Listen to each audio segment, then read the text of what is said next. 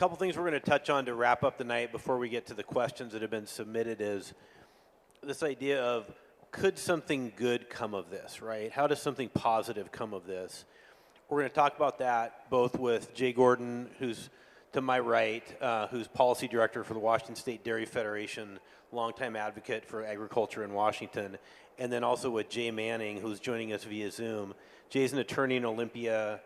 He's the former director of the Department of Ecology. He has been representing Whatcom County in the Whatcom County Executive's Office on water resource issues and has been very collaborative and helpful to agriculture over the last couple years as this adjudication issue has developed. So first we're going to have Jay Gordon talk about some of the specific issues he is seeing relating to stockwater issues, especially for dairies, just so folks in that sector are aware of some of these issues, and then talk about some of the collaborative processes that have been out there that he's been a part of. Jay Manning is then going to talk about those same things. Keep in mind that, like I said, an adjudication is a lawsuit. Many times lawsuits are settled, right? Not all lawsuits go all the way through trial. Sometimes they settle. In many Western states in recent years, there have been settlements of these types of water rights adjudications. And one thing that the county has looked at, we've looked at, and the tribes have looked at, the legislature has provided some funding to also look at a settlement process as the adjudication gets filed.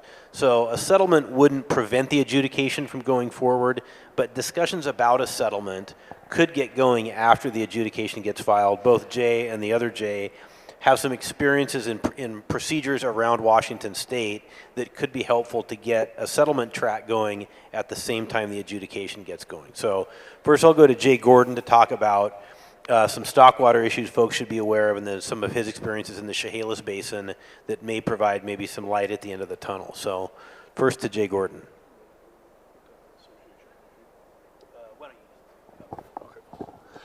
Good evening.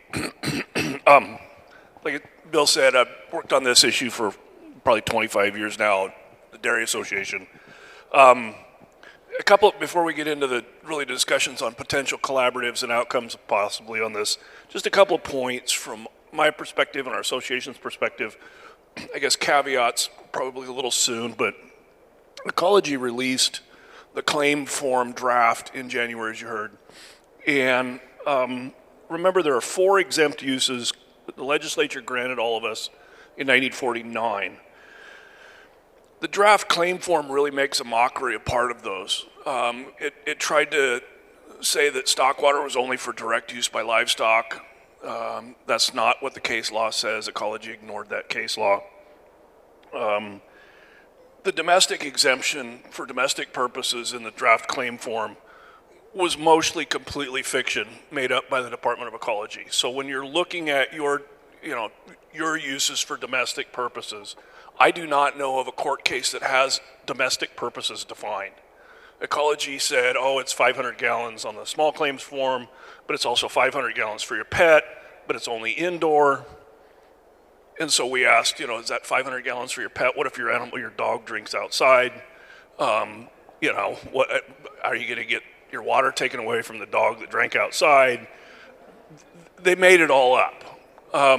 On the part that you actually fill out, they didn't get into that, but the question that we've got is, I'll just say it bluntly, is if Ecology doesn't fix some of these fairly egregious errors, the litigation may actually begin before the adjudication begins because they're really making stuff up. It was poorly done, which is too bad, and they've got a chance to fix it, so maybe they will. So I guess that's, oh yeah, I will in a second. Yeah, so one thing that Jay and I discussed to be aware of is, stockwater is unique, especially in Whatcom County, in that there are a number of the major stockwater users get their stockwater for dairies through a water association. And some of these, I'm sure many of you are parts of those. In those situations, the association will have like a combination of different water uses. It'll have exempt stockwater that's used by dairies. It may have industrial use by dairies that is also exempt up to 5,000 gallons per day. Keep in mind the stockwater exemption does not have a numerical or gallon per day limit. It also will have a municipal or domestic component that's all served through that water association. In some cases, there were different water rates issued to different parties over the years, over the last 70 or 80 years. Now they're all kind of lumped together and managed by the association.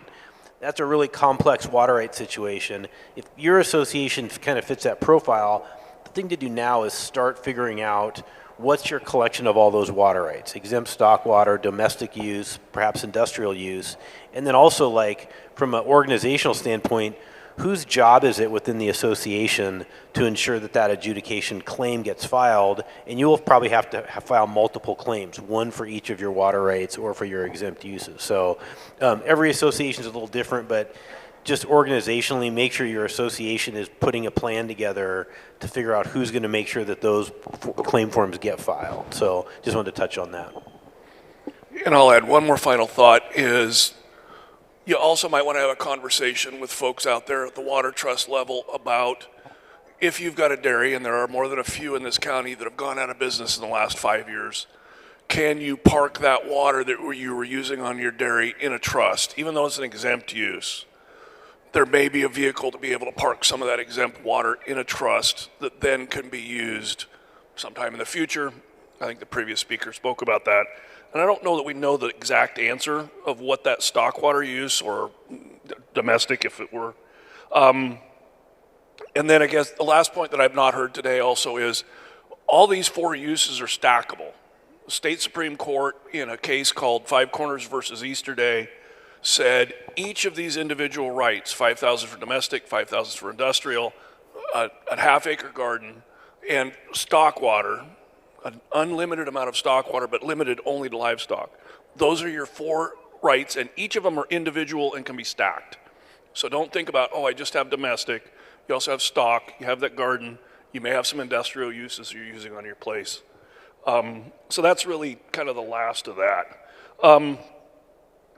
We have been optimistic in Olympia that we could avoid this adjudication and that we had had enough lessons in Olympia and around the state that instead of having a fight that ends up spending a lot of money on attorneys, puts a lot of angst out in the community, that somehow we could head this off and have a more collaborative conversation.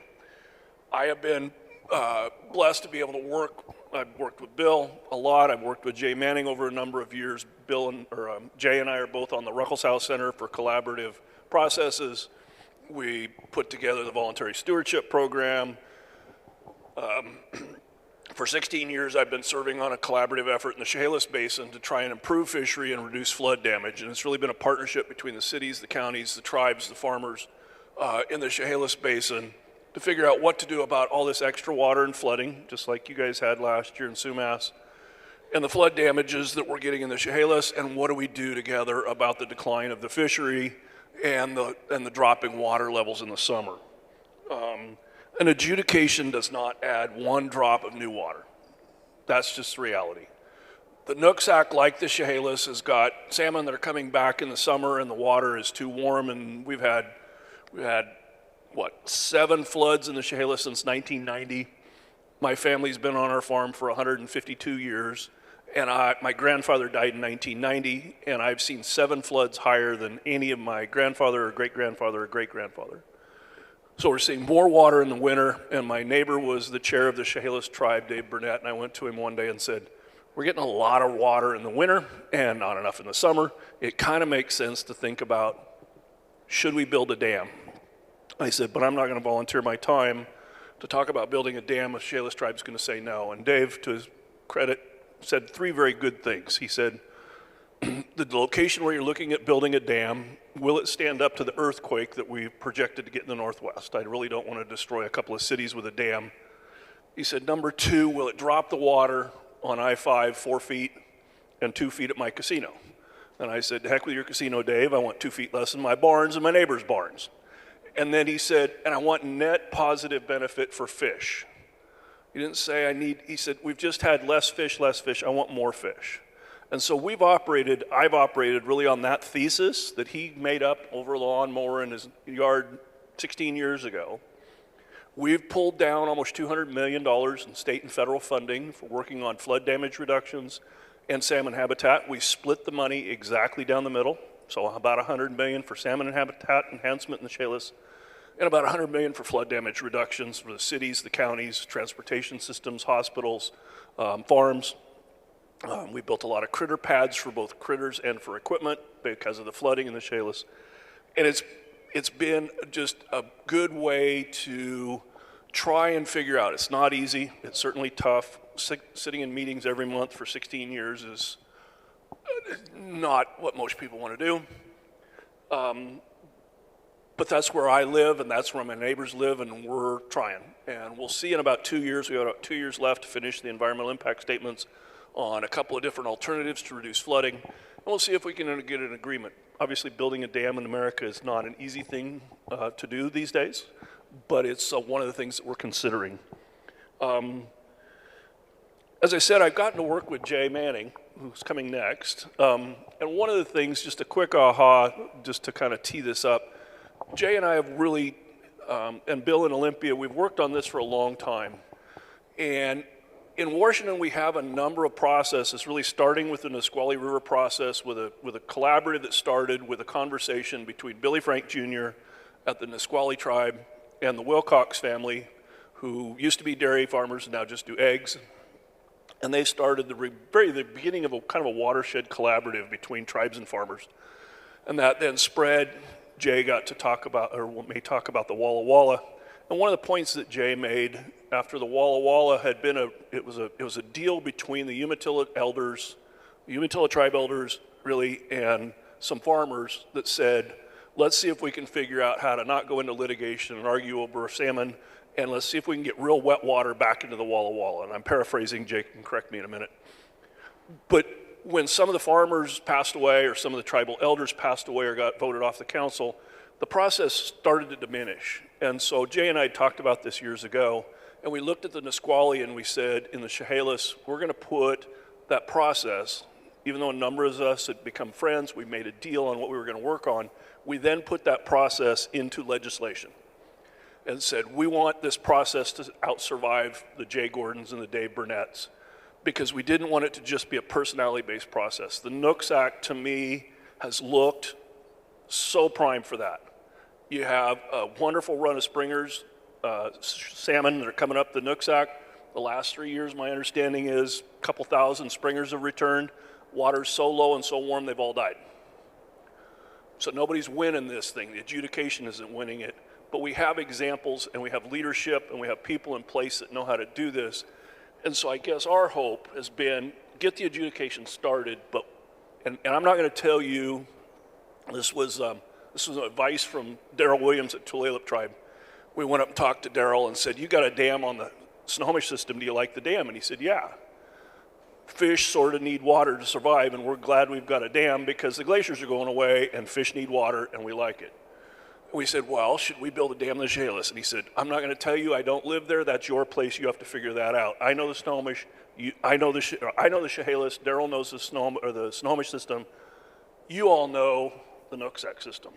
So all of these processes tend to be really tailored to the different ecosystems that they're in.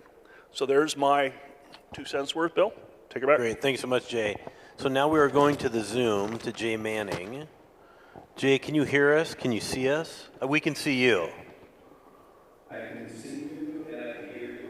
I've been listening since you were talking earlier, so I've been right. Great. You sound good to us. You heard the intro, so why don't you take it away from your perspective on the work you've done now for Whatcom County and earlier for many other entities too. So thanks for joining us tonight, Jay.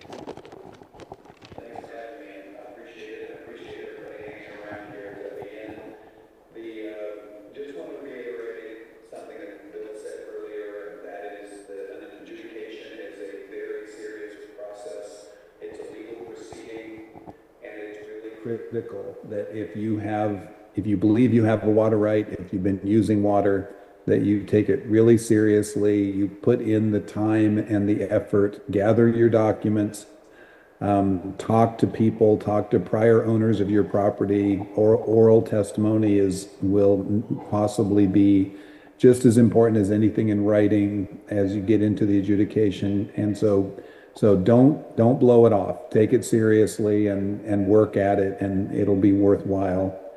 But I'm going to just really focus not on the adjudication, but on the fact that Jay just said. I will say it as well.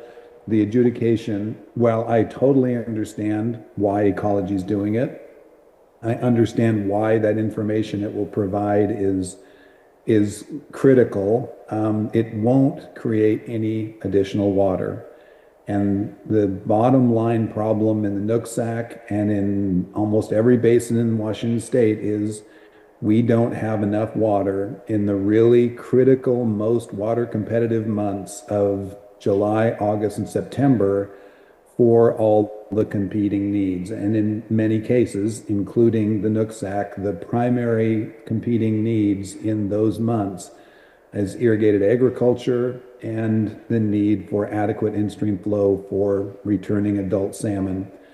And so that sets up a real conflict between tribes and who have a very strong interest, have a treaty right to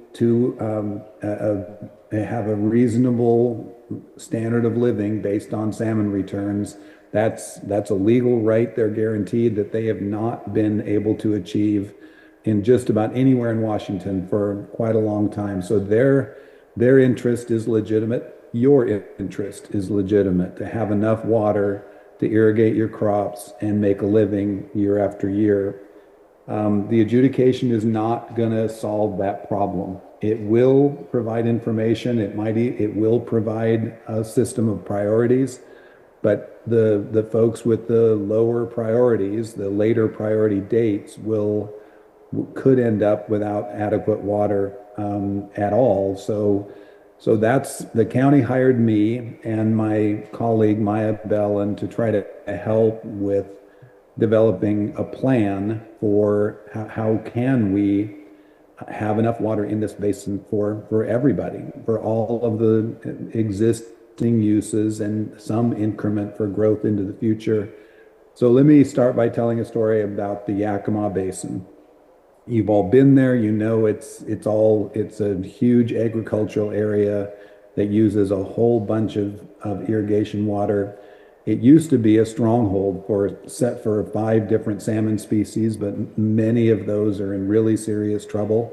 The Yakima tribe is very unhappy about that. And so it's been sort of a typical, but maybe more acute situation in terms of the competition for water, as you know, typical across the state. But they waited until 2007 to start a process to develop a plan for increasing water supply.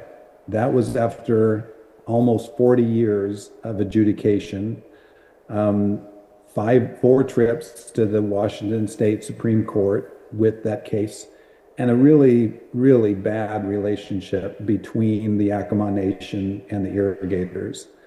And it was really an intractable, incredibly difficult situation.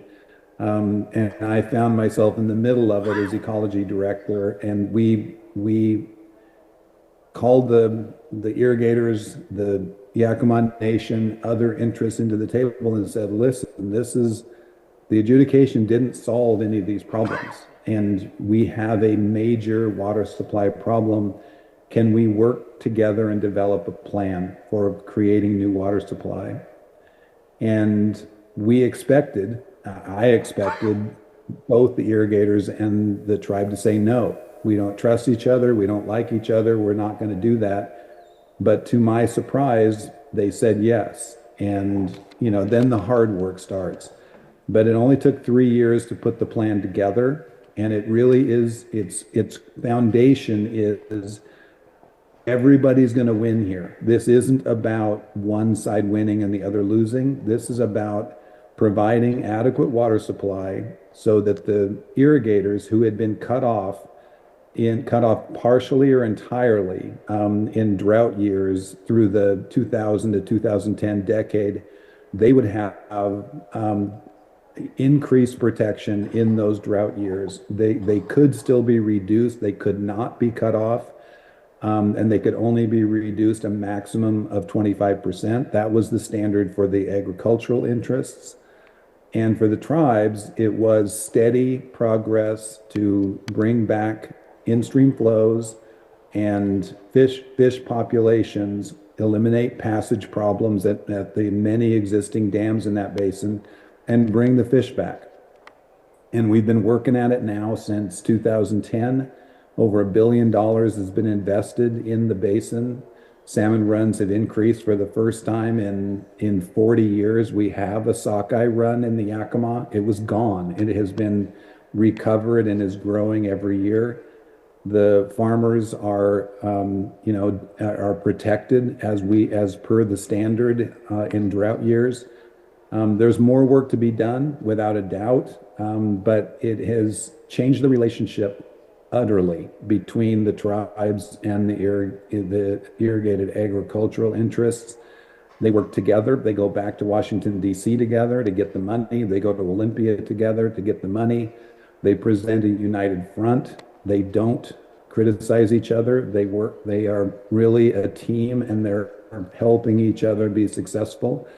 And I tell you, I was there. If it can be done in the Yakima, it can be done anywhere. And I don't think the situation in the Nooksack is nearly as difficult as it is and was and is still is in the Yakima.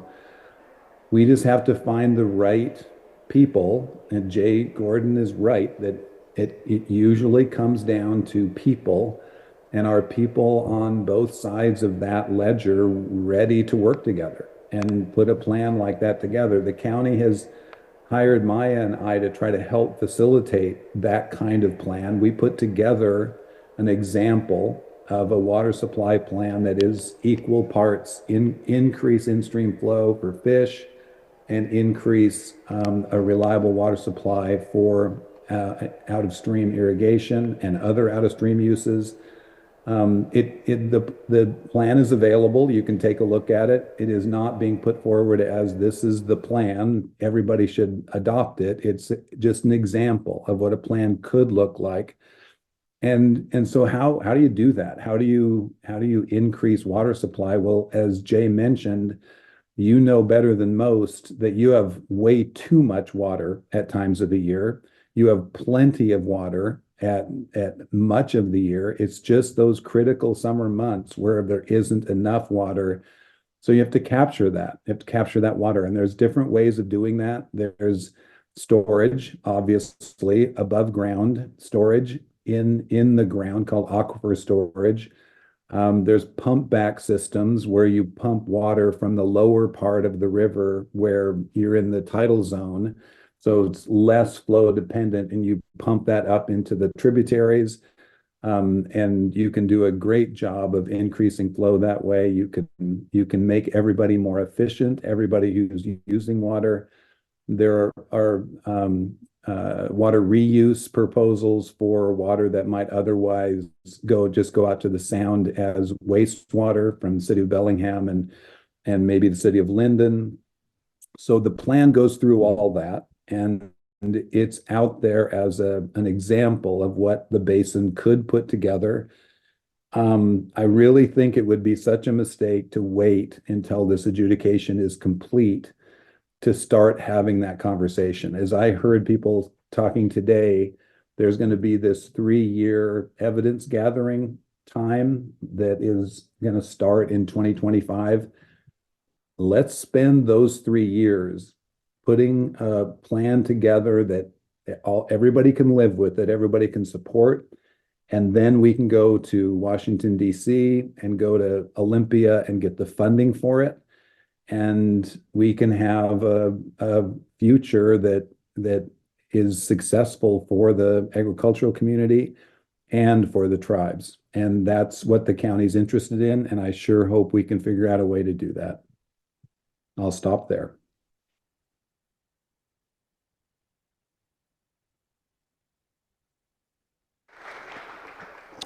Thanks, Jay. And one thing I was going to note too is, in addition to other work that the Ag Water Board's doing, we're also working with the law firm that's worked on a lot of federal water rights settlements around the West. And as Jay Manning has noted, the federal government has a direct interest and obligation to Indian tribes because of the treaties, right? And so when there is a water rights settlement process, the federal government gets very involved. Some recent water rights settlements in other western states, in Idaho and Montana and Arizona, can bring in, hundreds of millions of dollars to that basin to help put a federal settlement together. And it's that level of collaboration through a federal settlement process that's necessary to get federal funding, and sometimes typically also state funding for the types of projects you need, right? Which will be water storage. And as you know, the best habitat remaining within Whatcom County, within the Nooksack Basin, is on ag land, right? And you guys have a lot to offer in terms of protecting and restoring habitat on ag land. That can be a part of the adjudication. And flood prevention. You guys know the devastation that's happened up here on flooding. It's too much water at some times, right? So all of those issues could come together through a federal settlement process compared to the adjudication, which is just quantifying water rights and not doing anything else, right? So I think what J&J are trying to get at is some good things could come of this. That doesn't mean that you don't have to file your claims when you have to do that. In fact, you have to do that. But at the same time, Whatcom County, the Ag Water Board, Whatcom PUD, the city, and others are trying to figure out how do you create a parallel track to get some sort of settlement discussion going. So I think we're going to move to the questions phase of this evening. Jay Manning, hang with us if you want to. Thanks for joining us. You'll join us again at some point in the future, I'm sure. Jay Gordon, thanks for joining us up here on stage, and then I think we'll go back to Dylan for questions.